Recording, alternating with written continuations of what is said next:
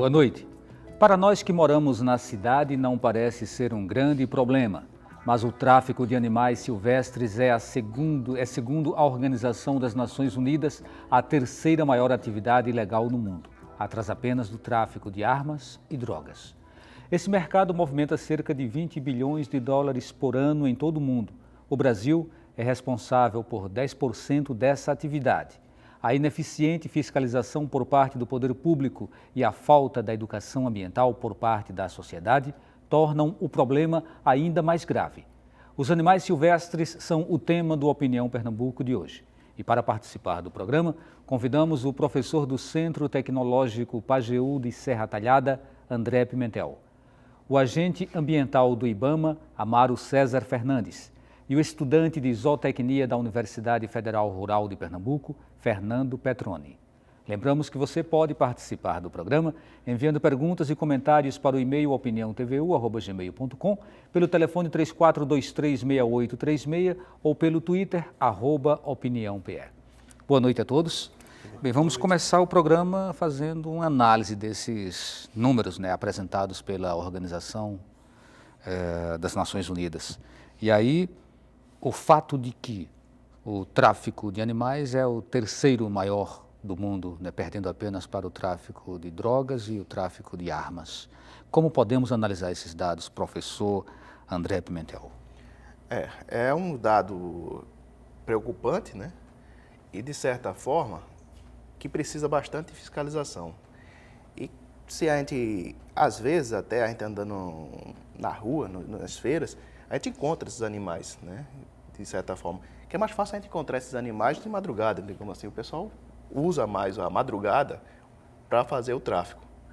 Então, e de certa forma, digamos assim, não sei dizer se é a legislação, se é a questão da lei, mas dá a entender que a preocupação maior é a parte de drogas e armas. E como os animais fossem algo de segundo plano. Quando, na verdade, é um problema sério que nós encontramos isso, tanto de questão de manejo mesmo, como ter animais em casa, com problemas também de questão de zoonoses também, doenças, que a gente não sabe a origem desses animais. Então, esses animais podem estar entrando na sua casa de forma ilegal e ser um histórico. Então, pode chegar até um animal doente lá, morder uma pessoa e transmitir uma doença. Amaro, esses dados parecem-me que não chegam muito à sociedade. Amaro, não gostaria que o Fernando falasse um pouco, depois eu passo a palavra para você, Amaro, com a sua permissão. E aí, Fernando, esses dados eles não chegam com uma certa facilidade. Chega, no entanto, muita informação sobre o tráfico de drogas e sobre o tráfico de armas. Por que estaria a questão do tráfico de animais assim num segundo plano? Eu acredito que a parte do tráfico de animais, ela hoje está em segundo plano pela própria questão social. As pessoas deixam os animais em segundo plano. É muito fácil as pessoas dizerem, não, eu vou investir na minha alimentação, na minha segurança, na minha saúde, por que eu devo investir em animais? Por que eu estou gastando esse dinheiro à toa? Então, a própria dificuldade de chegar à informação vem da dificuldade de aceitação da informação por parte da sociedade. Então, informação a gente tem. Hoje a gente tem facilidade de acesso a informações como nunca se teve antes. Internet, jornais impressos, jornais televisivos, estações de rádio. Eu acho que a grande dificuldade é essa, A informação chega, mas ela é escanteada pela própria sociedade. Não é nem pelos órgãos de fomento, nem pela legislação, nem governo, nada. É a própria sociedade que acusa em segundo plano esse tipo de problema. Amaro, esse negócio ele movimenta também muito dinheiro. E por isso que acaba se transformando numa atividade tão cobiçada por gangues. E dentro desse cenário o Brasil aparece com um percentual bastante elevado, ou seja, de um total de 20 bilhões que circulam no mundo, a gente tem informações aí, segundo esses levantamentos da ONU, de que cerca de 2 bilhões circulam no Brasil dentro dessa atividade. E aí é a sua vez de fazer um comentário sobre esses números. No Brasil, eu costumo dizer que com relação ao tráfico de fauna, acontece tudo de ruim. O brasileiro consome muita fauna nesse aspecto. Consumir é comprar. Nós somos compradores furiosos de animais silvestres. Existe transporte de fora a fora por essas estradas. Todo tipo de transporte se faz esse tráfico em grande quantidade. E caça e apanha também muito grande. E o atrativo é mesmo a questão econômica? Existem atrativos diferentes para as diferentes situações. Existem quadrilhas de tráfico funcionando exclusivamente dentro do estado de Pernambuco, por exemplo. Pernambuco é um estado típico. Também se compra muito, né? Os grandes centros urbanos compram muito, a população compra muito animal. A gente tem o trânsito e a gente tem a captura no interior. Tá? Esse tráfico, o interesse maior é abastecer o mercado local mesmo. Os animais não têm um valor tão alto, mas pelo interesse da sociedade, na quantidade de animais traficados, os valores se tornam interessantes. O caçador lá na ponta, lá no interior, pode receber 1, 2 animais, pode receber R$5 por uma dúzia ou mais de passarinhos capturados no campo, e esse animal chega na feira custando 5, 10, 15 reais. Você vê que o valor individual é pequeno, mas o volume é muito grande. Não é raro numa feira de passarinho nós apreendermos mais de 200 animais. Não é raro. Num único dia de feira. Certo? Já o tráfico internacional, esse é mais difícil de fiscalizar, envolve mais dinheiro, porque um único animal silvestre vendido fora do país pode atingir a quantias de milhares de dólares.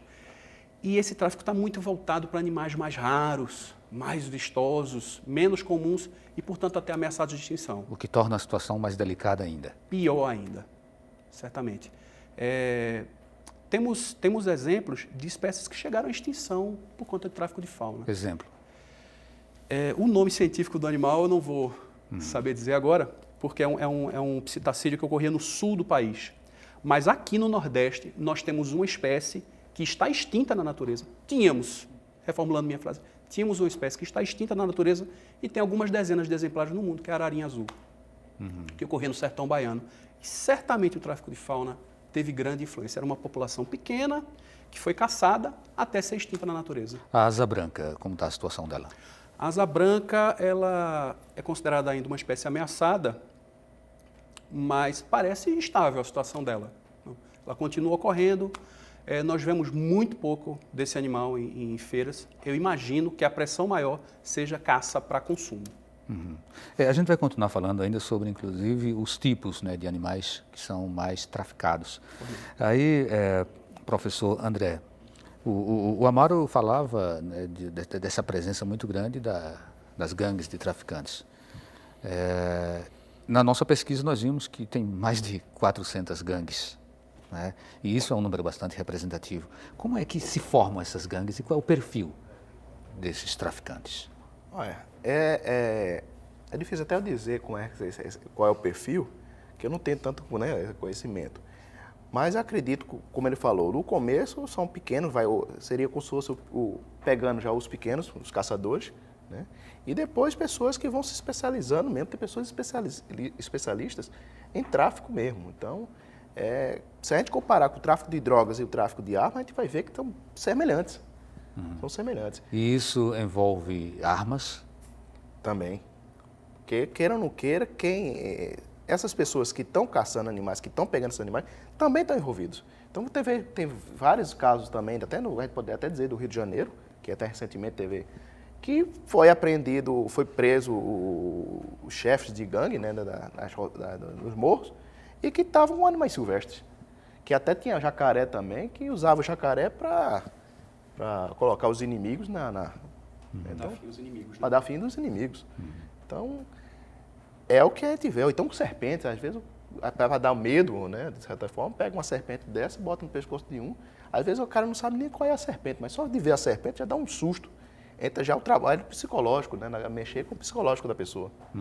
Fernando, aí tem a história de que quem está cometendo esse crime não é somente quem faz o tráfico, não é só quem prende, quem caça, mas é também quem adquire, né, quem compra.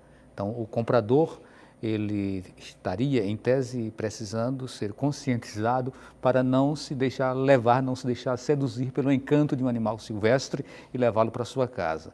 Esse trabalho, você acredita que o poder público deixa muito a desejar nesse quesito ou tem feito alguma coisa? Qual é a tua análise? Eu acredito que tem muito a se fazer ainda, né? Já alguns trabalhos foram iniciados em esfera municipal, estadual e federal, mas há muito a que se fazer, porque esse tipo de trabalho é um trabalho de conscientização, é um trabalho de quebrar um paradigma com a sociedade já vive e já convive. Isso você não faz numa simples oficina, não faz em um mês.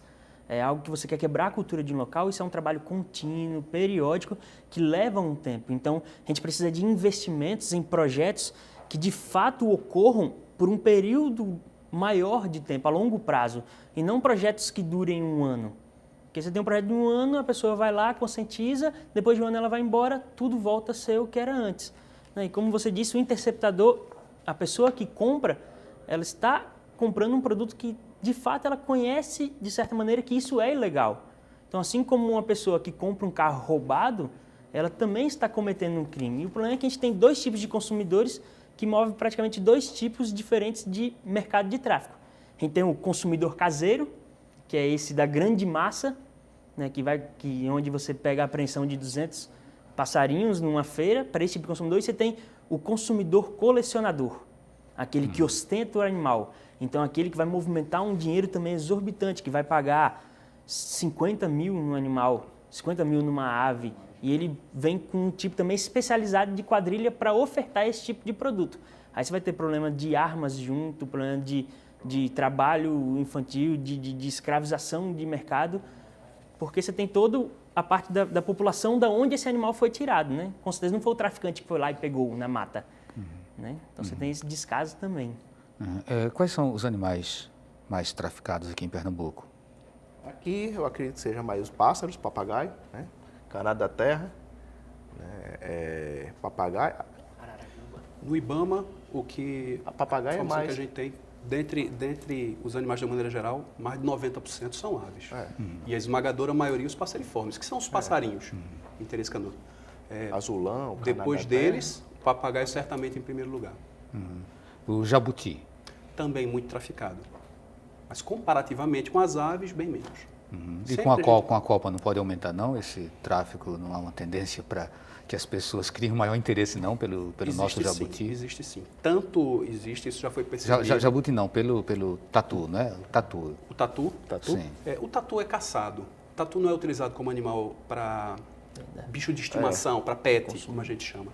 Ele é caçado para consumo mesmo, para ser servido. Como tatu, iguana. Isso, esses animais são caçados para alimentação humana. Até jacaré mesmo por aqui, se não for avisado, o pessoal come. Olha, nós já participamos de um trabalho onde eu tive a oportunidade de autuar um caçador que estava com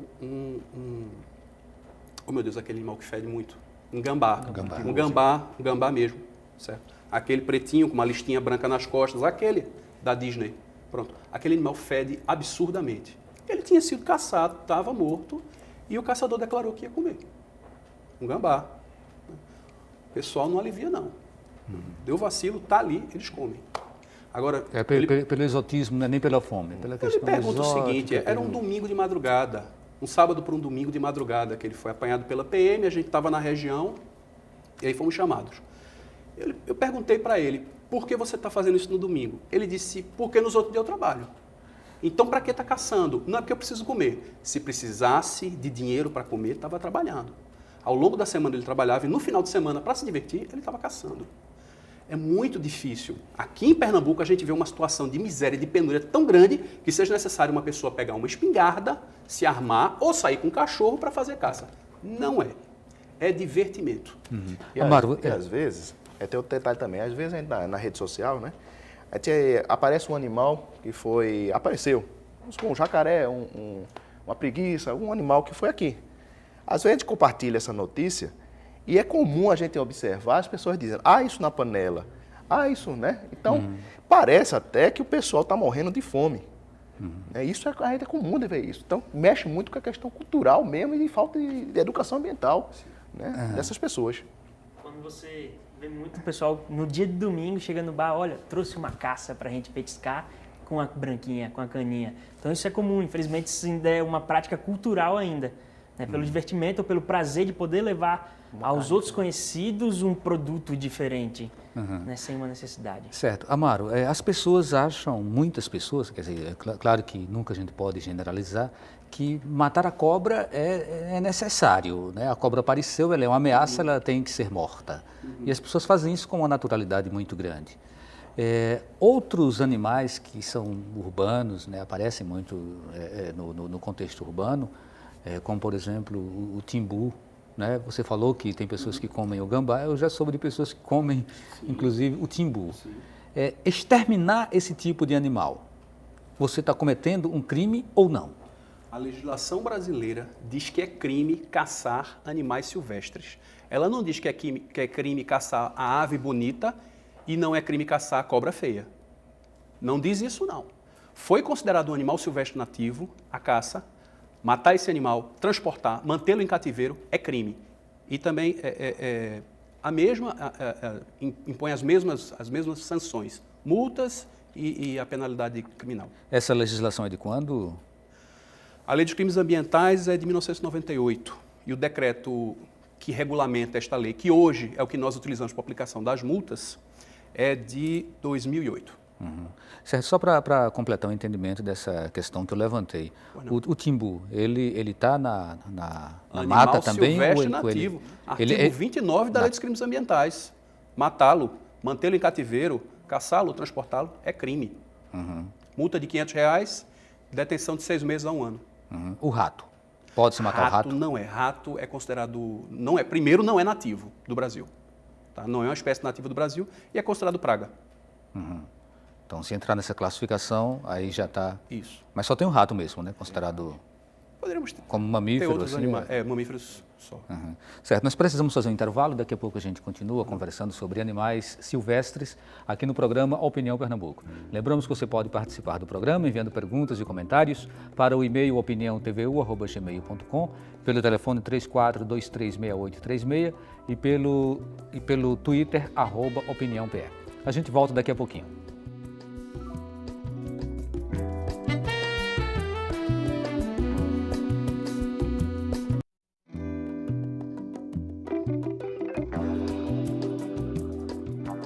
O Opinião Pernambuco está de volta e o tema de hoje é animais silvestres. Participam do debate o professor do Centro Tecnológico Pajeú de Serra Talhada, André Pimentel, o agente ambiental do IBAMA, Amaro César Fernandes, e o estudante de zootecnia da Universidade Federal Rural de Pernambuco, Fernando Petroni. Tem um caso que ganhou grande repercussão na mídia recentemente, que foi o caso daquela senhora que teve um papagaio apreendido, que ela chamava de meu louro, meu lourinho, né? E, segundo ela, esse papagaio ele teria depois falecido nas dependências do IBAMA e que ela tinha com esse papagaio uma relação sentimental muito forte. Então, são muitas coisas para a gente analisar sobre esse caso dessa senhora. Amaro, como o IBAMA, você como representante do órgão, Sim. acompanhou esse caso? Bom, primeiro vamos historiar rapidamente, tá? Isso aconteceu em março desse ano.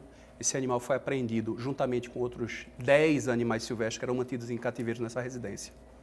Ele chegou no IBAMA porque é lá que existe o Centro de Triagem de Animais Silvestres Nativos. Então, a Polícia Militar de Pernambuco, atendendo uma denúncia, utilizando seu poder de polícia, apreendeu os animais e entregou o IBAMA.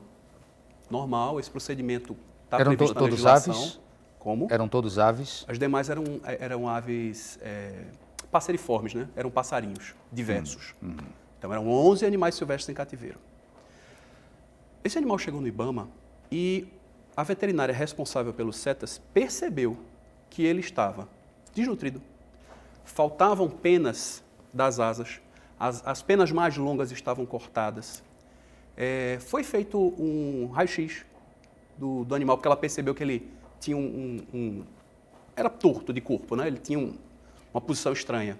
Verificou-se que ele tinha uma fratura na pata, tá? Antiga e consolidada. Essa fratura é condizente com a utilização de corrente. Tá? Não se pode afirmar foi a utilização de uma corrente que causou aquela fratura, mas aquele tipo de fratura, na posição em que estava, no taço da ave, é característico de animal que permanece muito tempo acorrentado. Fratura, não foi cuidado por veterinário, ele ficou mutilado. Ele tinha uma torção na pata. E, além disso, as asas também tinham alterações das penas que impediam que aquele animal voasse. Esse animal chegou lá debilitado por má alimentação. E ele morreu pouco tempo depois. Foi feita necrópsia do animal. E foi verificado uma grande quantidade de bactérias que ocorrem normalmente no organismo. Mas o que é que aconteceu? O animal já estava debilitado, o sistema imunológico dele estava fragilizado, ele teve uma mudança de ambiente e aí sucumbiu às bactérias que viviam no corpo dele normalmente. É o que se chama de infecção oportunista. Pela lei, ela não poderia criar o papagaio. Não. Animal silvestre nativo, sem autorização da autoridade competente, que é o IBAMA, é crime. Essa manutenção em cativeiro é crime. Professor André, os papagaios falam, né, que é uma coisa que surpreende a todos, né, como que um animal tem um aparelho fonador, né, semelhante ao dos humanos, e isso vindo de uma ave que sequer tem dente, né, que tem um bico, ou seja, uma coisa assim, do ponto de vista anatômico, bastante curioso. Mas eles só falam porque eles têm esse convívio com os humanos. Então, se eles não tivessem esse convívio, o animal não falaria, não é verdade? Mas, no entanto, a gente não pode ter o animal dentro da casa. Esse caso que a gente trouxe agora há pouco, né, a senhora falava de uma relação sentimental muito forte. Então, essa relação, ela não deve existir, as pessoas devem buscar outras alternativas para poder descarregar suas tensões, para poder descarregar seus estresses. Tem que buscar um animal como um cão, como um gato e esquecer completamente o silvestre. É interessante porque, em primeiro lugar, nós temos que lembrar que nós somos animais também. Então, sempre existiu e sempre vai existir essa relação homem-animal. Então, desde que antes mesmo de existir a agricultura, a agropecuária, o homem já tinha contato com os animais. Tanto é que os animais domésticos hoje eram silvestres, eram selvagens. Então, foi transformado, digamos assim, foram domesticados e teve essa relação com o homem. Então, se a gente for contar quantos animais domésticos existem, tem 33 domésticos e o resto é animais em fase de domesticação. Então, sempre vai existir essa relação. Então, se a gente procurar até mesmo buscar a nossa própria história, a gente vai ver que tem uma relação com animais. Então, muitas vezes no interior, tá lá, o nosso avô já conta lá no sítio, tem um passarinho que fica cantando, ou então um jabuti, quer dizer, ou até mesmo um animal que passa correndo. Então, hoje está mais difícil de encontrar esses animais, por causa dos desmatamentos, né, que a gente vê muito isso. Mas sempre vai existir essa relação. Então, pássaros que falam, isso aí, desde a época de Dom João VI já se falava, já quando chegou o Império, né, o rei, né, de Portugal chegou, já levou animais para fora do país. Tanto é que, digamos assim, os primeiros tráficos de animais silvestres começou na própria chegada dos espanhóis, dos portugueses, dos holandeses, chegaram no continente americano. Então já começou isso. Se a gente for buscar mais a história, a gente vai pegar mais. Então, sempre houve essa relação. O problema é que digamos assim, essa domesticação, esse contato humano, que muitas vezes prejudica o animal. Então você tem um papagaio que fala, e depois esse animal aprendido, que está falando, como é que você pode soltar esse animal? Será que ele falando, ou você soltar esse animal no ambiente natural, ele não vai ensinar os outros a falar? E aí você mudar toda a vocalização daquele grupo? Então são exemplos. A gente tem um exemplo prático ocorrendo neste momento aqui em Pernambuco, no município de Exu. Veja só, no ano passado foram apreendidos mais de 700 papagaios, em 2 levas, né, em 2 episódios de tráfico de fauna. Só aqui em Pernambuco? Só aqui em Pernambuco, tá, em menos de 2 meses. Filhotes, 700 e alguma coisa, 230, 500 e poucos e outros. Então, no total deu quase 800 filhotes de papagaio. Eles foram mantidos lá no IBAMA. A maioria esmagadora, mais de 90% dos animais, está em fase adulta hoje em dia. E eles hoje são alvo de um processo de reintrodução, junto com outros papagaios que já eram idosos, já tinham 20 anos de cativeiro, já falavam fluentemente o português. certo? E hoje em dia convivem e foram formando grupos, tá? O que se percebeu com relação específica à vocalização? Animal que deixa de conviver com o humano, essa interação íntima, deixa de falar português. Tá? Ele volta a falar papagaiês, na verdade. Por causa da influência dos outros, eles são animais de grupo, eles precisam dessa interação. Eles vão interagir com o papagaio agora. E, recentemente, nós tivemos a soltura dos primeiros 60 papagaios em Exu. Isso teve lançamento na mídia e tudo, e foi a primeira vez em mais de 20 anos que voou papagaio em Exu. Tá? Esses animais vêm sendo acompanhados. Eles, num primeiro momento, ficaram num cativeiro semiaberto, tinha alimentação lá à disposição, essa alimentação foi sendo retirada, eles passaram a voar mais longe. Hoje eles estão fazendo voos de 30, 40, 50 quilômetros, né? E eles mantêm essa unidade de grupo. Esses que você falou, eles estariam voltando para o habitat natural. Animais, e esses animais foram escolhidos os que passaram mais tempo em cativeiro. Não foi desses filhotes que foram criados sem o contato tanto. Mas tem também o caso em que é possível você adotar um animal que esteja lá no IBAMA, não é isso? A legislação. E aí você precisa seguir vários critérios, né? Tem toda uma legislação por trás disso. Aí antes de a gente falar sobre esses critérios, eu queria colocar o Fernando dentro da nossa roda aqui de conversa. E aí, Fernando, vocês realizaram recentemente, né, vocês como estudantes de lá de zootecnia, promoveram um curso sobre manejo de animais selvagens em cativeiro e zoodesign. O que, na verdade, foi discutido dentro desse seminário, aliás, dentro desse curso? Esse curso ele teve como a finalidade de trazer informações e atualizações sobre como proceder com o manejo de animais selvagens em cativeiro. Seja o cativeiro um zoológico, um criador comercial, um criador conservacionista ou até mesmo um criador doméstico, né? E nesse intuito, o que se consta como manejo? Às vezes as pessoas confundem manejo com manipular. Se eu segurei o animal, eu manejei o animal. E isso é uma informação equivocada, porque a manipulação é uma ferramenta do manejo. O manejo vem o que o animal precisa se alimentar, como é o ambiente que ele precisa viver, como eu, como uma pessoa, ou um tratador, ou um dono, tenho que me portar quando vou cuidar desse animal, né? E quais são as instalações, que aí entra a parte de zoodesign. Então, o intuito desse curso foi esse, trazer essa gama de informações através de um profissional que trabalha no ramo há 25 anos, e a gente teve um leque muito grande de inscritos que foram de estudantes das diversas áreas de zootecnia, biologia, veterinária, tivemos profissionais, tratadores que lidam diariamente, tivemos responsáveis técnicos de zoológicos, tivemos o pessoal da Secretaria de Meio Ambiente de outros estados, como no Ceará, por exemplo, né? Tivemos pessoas de fora do Paraguai, porque são conhecimentos que são necessários hoje, tanto na parte de criadores como na parte de criador doméstico.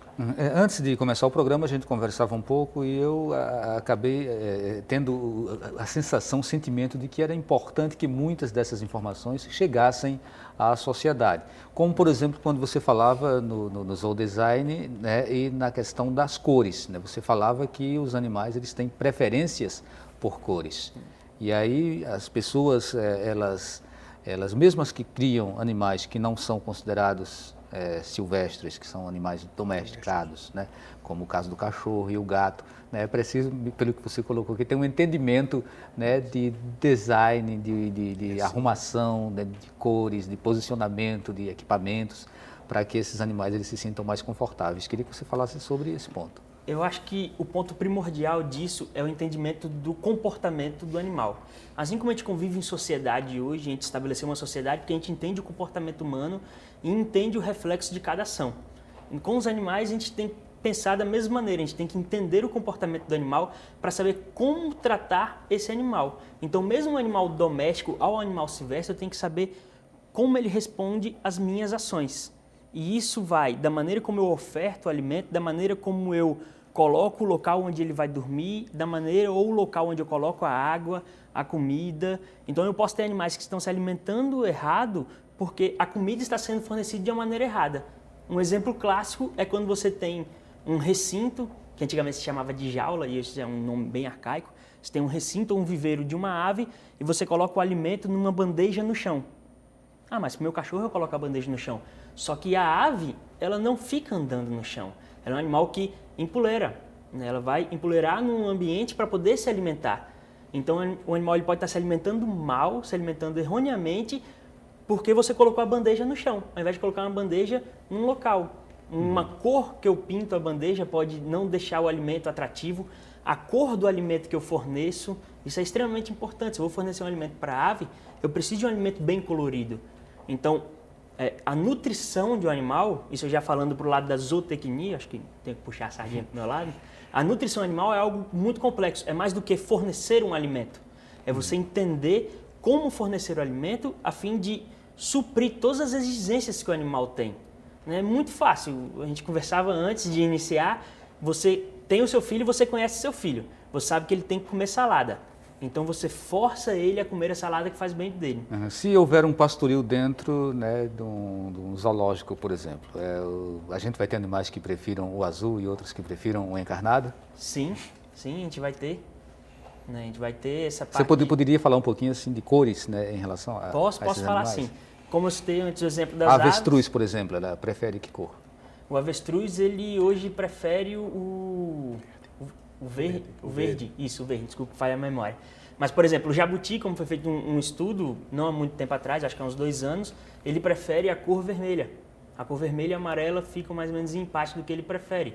Então, estudos vêm sendo feitos até para poder ver a aceitação do animal referente à cor. E por que isso é importante?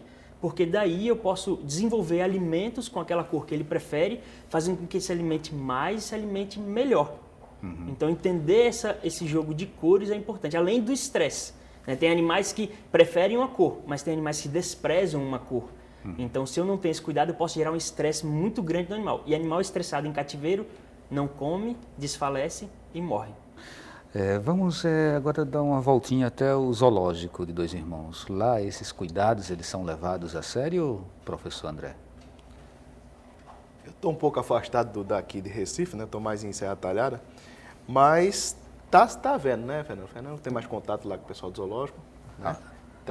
Amaro, tem acompanhado lá o zoológico? A minha frequência no zoológico é com meus filhos, né? Como um visitante normal.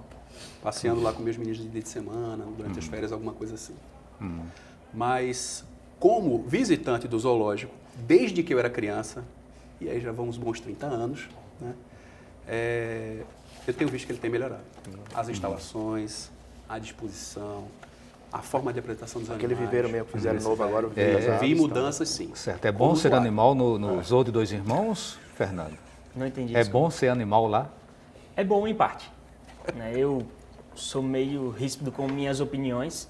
Né? Então, eu acho que a equipe que nós temos, que dispõe hoje o zoológico, é uma equipe muito boa e muito melhor, que vem se construindo com muito mais capacidade. Né? Mas eu acho que às vezes essa equipe é limitada e não consegue oferecer 100% do que ela pode e às vezes deixando a desejar em alguma coisa. O problema do zoológico de Dois Irmãos, para mim, são alguns fatores. O primeiro é que o zoológico está dentro de um parque, de uma área de preservação ambiental.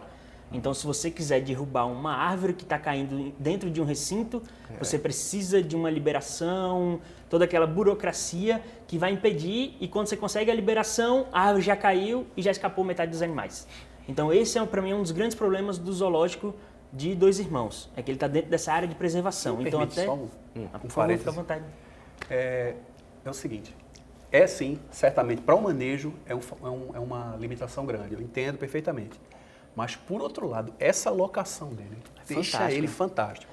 Não, eu não digo que essa é a parte, que isso é extremamente ruim. Falando para a questão de manejo, que você possa proporcionar um serviço à sociedade, isso causa um impedimento. Contudo, essa própria área de preservação, ela em si deve ser um serviço para a sociedade. As pessoas têm que entender e conhecer aquela área de preservação para trazerem dentro de si o sentimento de preservar e mostrar isso na sociedade.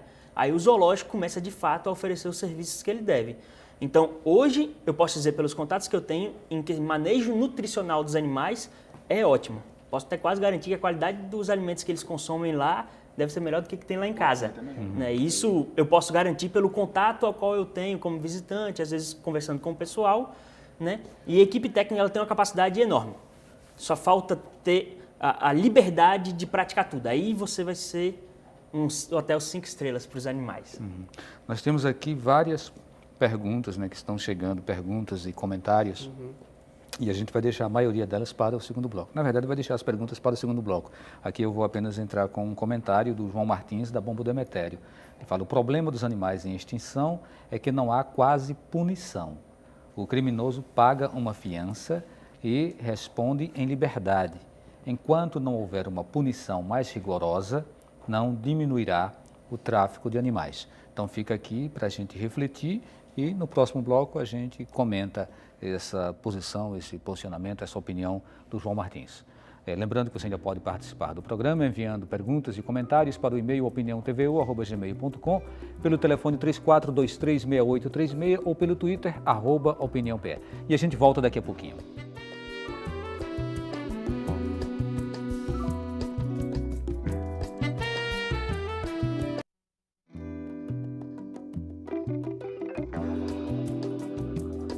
Estamos de volta com a Opinião Pernambuco. Hoje discutimos o tema animais silvestres. No bloco anterior a gente trouxe aqui um comentário do João Martins e eu queria somente completar, né, que tem dados de que 38 milhões de exemplares de animais silvestres sejam retirados da natureza anualmente aqui no Brasil e que 4 milhões sejam vendidos. Ou seja, tudo isso aqui aponta exatamente para uma fragilidade muito grande na fiscalização. Então, vamos começar com o Amaro. Bom, eu tenho uma notícia, não é boa para o ouvinte, o João Martins. O João Martins. João, não paga fiança, não. Infelizmente, uma pessoa que é flagrada praticando tráfico de fauna, ele vai responder a um termo circunstanciado de ocorrência. Vai comparecer em juízo, tá? Vai fazer uma transação penal e vai ter pouquíssimo prejuízo financeiro relacionado à questão judicial. A multa que o IBAMA aplica é que realmente é alta, R$500 por animal, e se estiver ameaçado de extinção, é R$5.000. No caso de um traficante, como o ilícito foi praticado com o intuito de obter vantagem pecuniária, dobra. Então, R$1.000 ou R$10.000, se o animal tiver em extinção. E se a pessoa não tiver condição de pagar, se for uma pessoa de uma classe bem mais humilde? CPF no CADIM, né? Processo judicial de cobrança. Se a pessoa tiver algum bem em seu nome, o juiz manda arrestar, pagar a União. Aí o CPF fica sujo para o resto da vida, a pessoa não consegue se aposentar, não consegue obter nenhum benefício do poder público, né? Bolsa Escola, Bolsa Família, Bolsa, nada disso. Uma pergunta de João Oliveira, de Piedade. Os morcegos se enquadram como animais silvestres ou como pragas? Silvestre. E aí também não pode matar o morcego? Eu não diria nem que seria uma praga, viu? Porque ele está pensando aí, eu acredito que o morcego é hematófago, né? Mas você tem uma ou outra espécie de hematófago, três, pronto. A grande maioria não é hematófago. Os morcegos fazem um papel muito grande na natureza, que é muitas vezes esquecido. Polinização, adubação, que ele está fazendo adubação no solo, está levando semente, dispersando semente. Então, isso muitas vezes o pessoal nem sabe, desconhece. 3 espécies só são hematófagos. Mais de 1.000? Mais de 1.000, então não faz. Então não é. Mas a imagem que as pessoas têm do morcego é uma imagem meio semelhante à da cobra e à do rato. Né? Então, assim, o que me parece é que falta ainda muito trabalho de educação, né, de conscientização, educação ambiental, para as pessoas terem um entendimento disso. Quando você falou nas espécies hematófagas, né, e você falou 3, né, esses aí, né, que se alimentam do sangue, eles seriam, de fato, perigosos? Também não necessariamente. Mas como um portador de uma doença, de uma zoonose. Acho que esse seria Isso... o principal perigo de um animal desse, um transmissor de raiva. Mas né? ainda assim não justifica o extermínio. Não justifica o extermínio, porque a presença dele no local de ataque significa um desequilíbrio ecológico. Se há um desequilíbrio ecológico, foi algum problema que a sociedade teve de um desmatamento ou de algo semelhante. Qualquer animal tem a sua importância. Se você eliminar qualquer animal, é como aquela história do efeito borboleta. Se você eliminar um animal aqui, vai fazer falta lá na frente. Então, é para pensar muito bem, fazer em última instância. Se houver um risco de ataque, digamos assim, salvar a vida de uma pessoa. Se não tiver, deixe lá. Lá em São Paulo, às margens do Tietê, uma povoação de as pacas, né? De capivaras, uma povoação de capivaras muito grandes. E esse tema vem inclusive à tona quando o pessoal diz tem que matar as capivaras. Aqui no Nordeste a gente tem também algumas capivaras ainda soltas pela região da Caatinga. Temos aqui também. Aqui na margem do rio Capibaribe nós encontramos aqui capivaras. Uhum. Então é comum a gente encontrar aqui. O estranho, digamos assim, é a pessoa que desconhece quando vê uma capivara no rio Capibaribe. Mas o rio Capibaribe significa, vem de capivara. Uhum. É a área de capivara. Uhum. Então é falta de conhecimento. Uhum. Já que a gente chegou no rio Capibaribe, a gente traz um outro tópico que eu considero também interessante, que é o fato de que alguns animais silvestres estão invadindo o ambiente urbano, né? Com a devastação da Mata Atlântica, com a devastação da Caatinga, o centro de Caruaru, o centro de Arco Verde, de Serra Talhada, né? Começa a ser preenchido também por animais que tinham um habitat no entorno mais rural. Isso é preocupante até que ponto? Eu não diria que é a invasão dos animais, é a gente que invadiu a área deles. Eles estão querendo o espaço deles que foi tomado pela desorganização da sociedade humana, da espécie humana. Então nós estamos invadindo como se nunca... Nós somos hoje uma praga. Ninguém fala isso, mas a espécie humana é uma praga. Nós invadimos qualquer espaço. Então vamos entender essa lógica. A população ela criou o centro urbano, aí recuou o silvestre naquelas pequenas reservas. Exato. Aí agora está se invadindo nas reservas. Exato. Aí ele está retornando para o urbano. Basta observar em qualquer cidade grande aí, as construções que estão sendo feitas embaixo de rio, onde tinha capivara, aí é comum no inverno aqui aparecer jacaré. Dezenas de jacarés chegam no Ibama, em qualquer chuva maior. Tem superlotação no Ibama? Superlotação de fauna. Sim? Sim. E aí, o que fazer? O CETA está fechado, não está recebendo mais animais. Aí entra a adoção? Não, é caso diferente. Há anos que as chefias, sistematicamente as chefias do núcleo de fauna em Pernambuco chamam a atenção para o problema. A superintendente há anos procura entabular negociação com o poder público do município da cidade de Recife, do estado de Pernambuco, e isso vem se arrastando. A estrutura dos CETAS não comporta a quantidade de animais que chega, porque o poder público é atuante na apreensão, as pessoas vão entregar animais. Então, chegou-se a uma situação de não ter condição. Tá? Foi tomada a decisão, isso não foi assim, não foi isso. Foi pensado, foi discutido, foi mostrado à sociedade, mostrado à diretoria das instituições que não dava. E, de fato, terminou desse jeito. Agora, sabe o que acontece? O que acontece é que ninguém quer saber de fauna. Essa é a verdade. Olha, fauna é um problema, é considerado um problema, inclusive pelos órgãos públicos. Tá? Eu trabalho com fiscalização de fauna, gosto muito de trabalhar com fauna, mas é muito difícil. Tá? Tem que tomar cuidado com os bichos. Os horários são muito ruins para se trabalhar, tem que ir de madrugada, a feira corre de manhã. É complicado que só. E os profissionais que trabalham com isso realmente gostam, sentem prazer com isso. É muito triste a gente perceber que os nossos chefes, os chefes das instituições para que nós trabalhamos, não dão o devido valor à situação. Não é possível que no estado de Pernambuco só tenham 2 CETAs em funcionamento. Um em Petrolina e um em Recife. Há anos essa situação vem se acumulando, a gente vem mostrando problema, a gente vem trabalhando, soltura o tempo todo, fazendo soltura, para poder atender a demanda da sociedade. E ainda assim, teve que chegar a uma situação dessa, de parar o recebimento dos animais, para poder segurar a situação.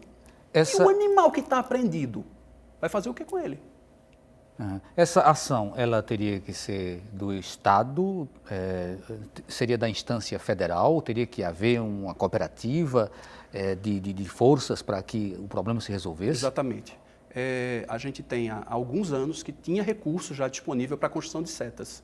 E a gente não conseguiu uma área em Recife. A Prefeitura da cidade do Recife não disponibilizou a área. Isso tem anos de negociação. Então seria na alçada. Com o Estado de Pernambuco a gente também não conseguiu. Agora, nesse momento, eu tenho informação de que o Estado de Pernambuco pretende construir 4 CETAs. Essa é a informação que consta como formal, no momento. Eu não sei em quanto tempo isso vai ser construído. Então merece aí uma pressão, né, da sociedade. O pessoal precisa reivindicar não somente o passe livre, precisa reivindicar melhores condições para os animais também. Amaro, aí eu coloquei no meio daquela última questão o fato das adoções. Em que situação é conveniente se pensar em adoção? Primeira coisa, nunca, em hipótese alguma, a pessoa deve receber um animal de ninguém. Tá? Um animal silvestre, para você tal, ele estava machucado ali. Não faça isso. Não fique com esse animal. Eu ia dizer, entrega no IBAMA. E agora? Com setas fechadas. Como é que fica? Eu, como servidor do IBAMA, não sei. Tá? Bom, mas a primeira coisa, não ficar com animal silvestre. Não receber animal silvestre. Não comprar animal silvestre de traficante. Está remunerando o traficante pela desgraceira que ele fez, pela morte, nas piores condições possíveis, de milhares de animais. Ah, senhor traficante, está aqui pelos seus bons serviços. Certo? A segunda coisa, essa adoção de animais silvestres somente é permitida em casos em que o animal esteja mutilado ou muito idoso e que ele não possa retornar para o meio ambiente. Tá certo? Só nessas condições. A pessoa vai até o IBAMA, se cadastra e recebe a comunicação do IBAMA. Tem uma pergunta aqui de Alana, de Olinda. É verdade que o zoológico Dois Irmãos tem animais passando fome e existe alguma lei que proteja esses animais? Bem, a lei que protege os animais tem a lei de proteção de fauna, normalmente. Né? Até porque o zoológico Dois Irmãos ele é dentro da jurisdição da SEMAS, da Secretaria de Meio Ambiente. E posso dizer com certeza que no zoológico não há nenhum animal passando fome. Né? Infelizmente, como a gente disse, pelo desconhecimento das pessoas do comportamento e também do estereótipo do animal, elas não entendem como um animal é magro ou como um animal é gordo por não conviver naturalmente. É fácil saber quando um cachorro está magro ou está gordo, porque eu convivo diariamente com um animal. Muitas vezes eu já ouvi, enquanto passeava pelo zoológico, que o leão estava muito magro. E o leão veio de um tratamento de um sobrepeso. Então, o desconhecimento leva a esse tipo de opinião.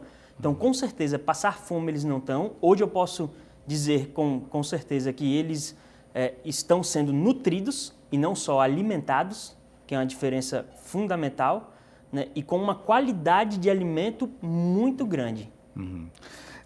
Tem aqui o Antônio Mesquita da Madalena. Parabéns aos envolvidos no programa, a escolha do tema foi muito boa. E a gente quer até registrar que o Opinião Pernambuco sempre está aberto também para sugestões de temas. Esse, por exemplo, foi sugerido pelo Fernando, que é hoje aqui também um dos nossos convidados. Ela faz uma pergunta, aliás, o Antônio faz uma pergunta no final. A possibilidade de criar um jabuti ou um papagaio em casa? André? Possibilidade existe, desde que seja legalizado. Então... E o legalizado hoje significa, se for com uma adoção de um autorização, animal com alguma mutilação. Pelo menos foi isso que eu entendi. Ou comprado um criador comercial. Autorizado pelo IBAMA. Aí ele pode. Certo. Aí temos também aqui a participação do Helder do Boa Vista.